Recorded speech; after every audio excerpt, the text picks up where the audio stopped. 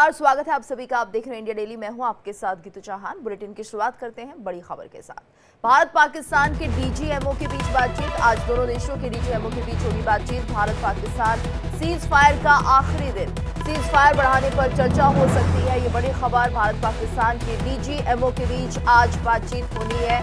Bharat Pakistan cease fire का आज आखिरी दिन है। सीज फायर बढ़ाने पर चर्चा की जा सकती है। तो बड़ी खबर सामने आ रही है। भारत पाकिस्तान सीज फायर का आखिरी दिन है आज और दोनों देशों के डीजीएमओ के बीच बातचीत होगी और इस सीज फायर को आगे बढ़ाने पर चर्चा की जा सकती है। तो ये बड़ी खबर सामने आ रही है। जिस तरह से भारत और पाकिस्तान के बीच सीज फायर हुआ और ऐसे में अब इसे आगे बढ़ाने पर भी चर्चा की जा सकती है। और ज्यादा जानकारी की बात करेंगे संवाददाता नासिर खान से। नासिर, तो ये देखिए आज सीज फायर का आखिरी दिन है और ऐसे में इसे आगे बढ़ाने पर बातचीत हो सकती है। किस समय बातचीत होगी, क्या जानकारी इसको लेकर? जी बिल्कुल, देखिए ये तो आपको बताते चले कि लगातार जो है सीज फायर एग्रीमेंट जब से हुआ तब तक लगातार 2-3 बार जो है इंडिया और पाकिस्तान की डीजीएमओ से आपस में बातचीत हुई और इस सीज फायर एग्रीमेंट का जो है जायजा लिया गया कि किन टर्म्स एंड कंडीशंस पे जो है सीज फायर एग्रीमेंट किया गया। आज उस दिन उसका आखिरी दिन है और आज सूत्रों के हवाले से ये बताया जा रहा है कि आज फिर से एक बार जो है इस चीज पे जायजा लिया जाएगा कि सीज फायर एग्रीमेंट जो है आगे कितनी देर तक जो है रहेगा और इस पे क्या क्या टर्म्स एंड कंडीशन हमने पहले ही देखा है कि कुछ टर्म्स एंड कंडीशन जो है पहले से ही रखी गई और आज भी जो है इसका जायजा लिया जाएगा।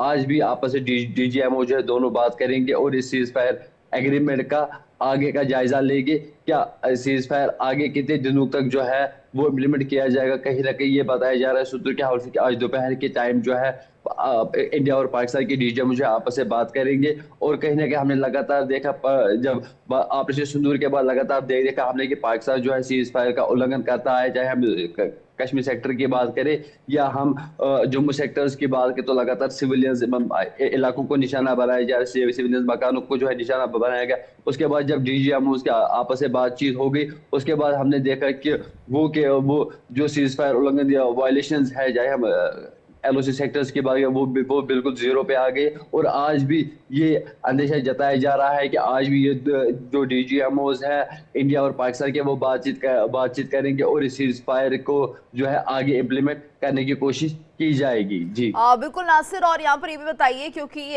पिछली बार हमने देखा डीजीएमओ से जब बातचीत हो रही थी तो इस दौरान कहा ये भी जा रहा था क्योंकि सिंधु जल समझौता टूट चुका है और ऐसे में क्या पाकिस्तान की तरफ से पहल की जाएगी कि वो चाहेंगे कि एक बार फिर से इस समझौते को किया जाए या फिर कुछ और मुद्दों को लेकर बातचीत हो सकती है?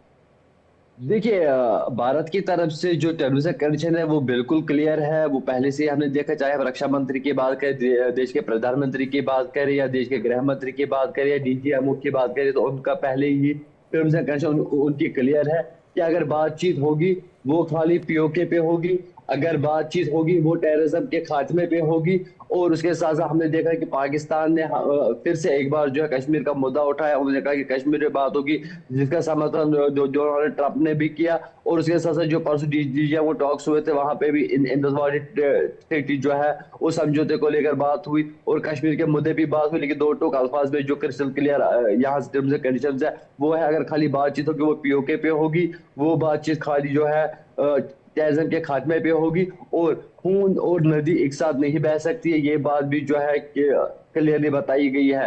तो उसके बाद आपने देखा फिर भी जो सीज फायर एग्रीमेंट जो बात है वो सक्सेसफुल रही और हमने देखा कि जो सीज फायर एग्रीमेंट है वो बिल्कुल सक्सेसफुल रहा। और आज भी अगर बातचीत होगी तो आज भी दो टोक अल्फाज में जो टर्म्स एंड कंडीशंस है खाली पीओके और इन ट्रीटी जो सस्पेंड किया गया उसमें कोई बातचीत नहीं होगी। जब तक पाकिस्तान में आतंकवाद खत्म नहीं होगा, जब तक पाकिस्तान में टेररिज्म खत्म नहीं होगा तब तक कोई बातचीत के साथ इन चीजों के अलावा हो नहीं सकती है और इसमें कोई तीसरी कंट्री मेडिएशन नहीं कर सकती है। ये खुद देश के गृह मंत्री, देश के प्रधानमंत्री और देश के रक्षा मंत्री दो टोक अल्फाज में कहा कि कश्मीर का अगर कश्मीर के रिलेटेड बात होगी वो खाली बात होगी पाकिस्तान ऑक्युपाइड कश्मीर की। और जो टेररिज्म पाकिस्तान में पनप रहा है, जो पाकिस्तान गवर्नमेंट उसको पाल रही है पोल से, उस पर खाली बात होगी, उसके बगैर कोई और मुद्दा नहीं और किसी चीज से बात नहीं हो सकती है तब तक जब तक पाकिस्तान आतंकवाद खत्म नहीं करेगा, जब तक क्रॉस बॉर्डर टेररिज्म खत्म नहीं होगी तब तक कोई बातचीत होगी नहीं। जी तो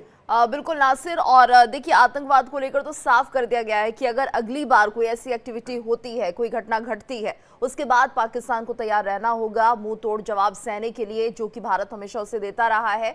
तो क्या लग रहा है कि इस बार पाकिस्तान को क्लियर मैसेज है कि अगर कोई भी घटना होती है, क्योंकि हम लगातार ये देखते हैं कश्मीर में भी इन्फिल्ट्रेशन होती रहती है आतंकवादियों की, जो कि पाकिस्तान कराता है, तो क्या उन घटनाओं में कमी आई है या फिर पाकिस्तान के नजरिए को देखकर क्या लग रहा है वो कुछ सुधरेगा? हालांकि उससे उम्मीद लगाना पॉसिबल नहीं है और ये नहीं कहा जा सकता है कि उस पर आप कितने भी कड़े नियम चाहे लगा दो, लेकिन वो अपनी हरकतों से बाज नहीं आता। देखिए गीतू, मैं आपको एक बात बात बताना चाहूँ। जैसे गिरगिट अपने रंग बदलता है, वैसे ही पाकिस्तान जो है अपने रंग बदलता है। तो पाकिस्तान पे किसी भी बात पे भरोसा न करना था, न कर रहे हैं, न कभी कोई करेगा, क्योंकि उनका पता नहीं, वो कहते कुछ और है, करते कुछ और है। जो विदेश के भारत सरकार की तरफ से जो स्टेटमेंट जारी की गई कि अगर कोई भी ऐसी आतंकी घटना यहाँ पे हुई, उसको एज ए एक्ट वार लेंगे। तो ये क्लियर मैसेज जो पाकिस्तान को दी गई है। उसके बाद हमने देखा लगातार जो कश्मीर में भी मुठभेड़ हुई, जिसमें लोगों को 6 टेररिस्ट को मारा गया। कल भी हमने देखा कि OGWs और टेररिस्ट पे शिकंजा कसा जा रहा है। कल भी 30 से ज्यादा लोगों को जो है PSA के तहत देश के अलग अलग जेलों में जो है उनको डिटेन किया गया, उनको बंद किया गया।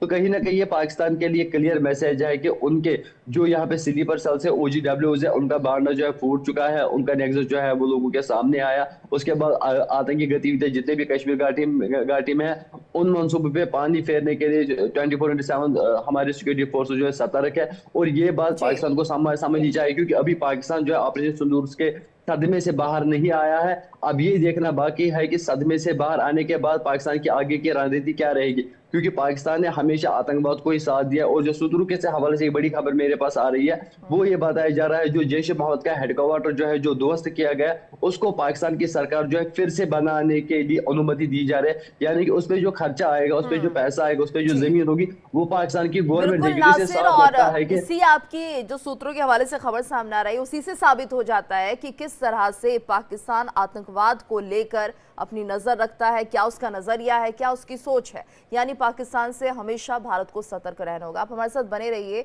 एक और बड़ी खबर आ रही है, अपने दर्शकों को जरा बता देते हैं। ऑपरेशन सिंदूर पर गृह मंत्री अमित शाह का बड़ा